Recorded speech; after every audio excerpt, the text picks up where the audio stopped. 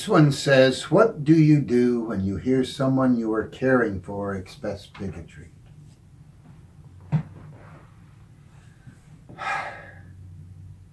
You know, I'm a person who speaks up. When I'm caring for somebody, I measure my speaking up with the fact that I'm also caring for this person. They are under my care.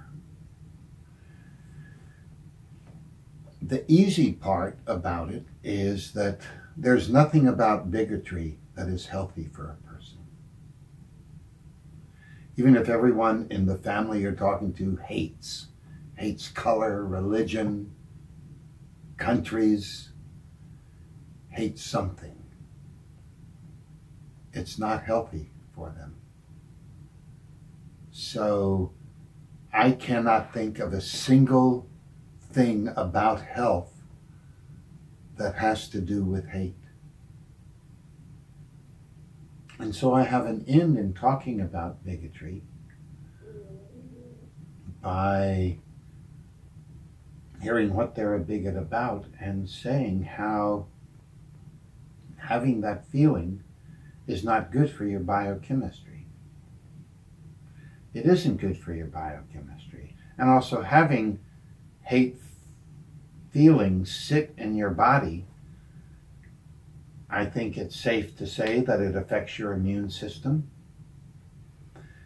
It also can filter over into how you treat your spouse and your children, what you do with your life.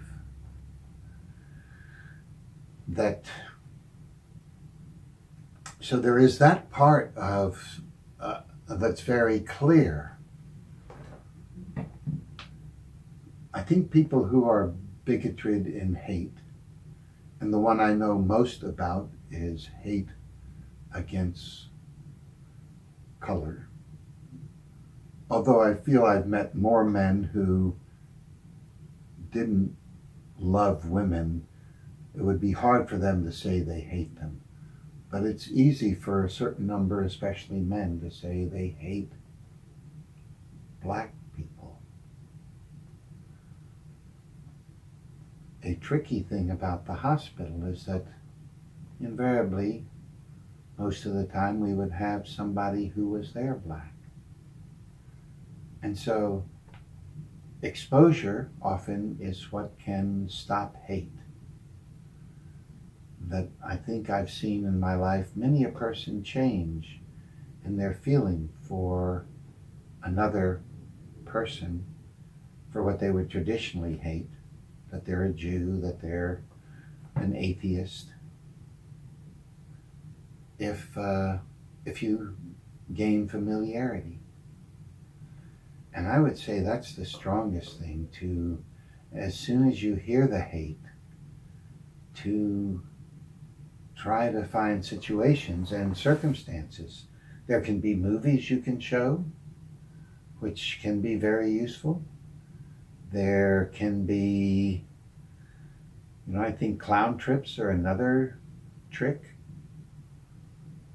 to have a person have that aha moment where they just realize they loved clowning with someone who is black,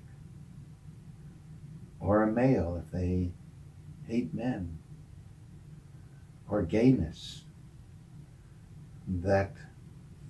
So exposure and familiarity, I think, are real strong forces against hate. And there's a way, I think exposure with friendliness converts more people than saying, you're wrong, it's messed up, there's nothing good about it, it can only hurt you. Those often make a person stand steadfast rather than change their mind. And you can always notice, since there's so much of different kinds of bigotry, that just add that to the things you're going to observe everywhere you go, and watch what you see effective.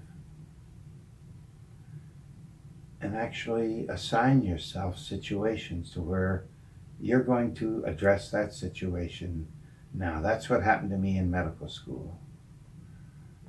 I could hear the physicians, racist, sexist doctors, and I could talk with them about it innocently so that they would not be on the defensive. And I got in trouble sometimes, and sometimes I didn't. In my youth, I got in a lot of trouble. This was before I was a doctor, in correcting people. And so I'm still learning and playing with that thing. And I think the easiest position I can come from is that as the person's doctor.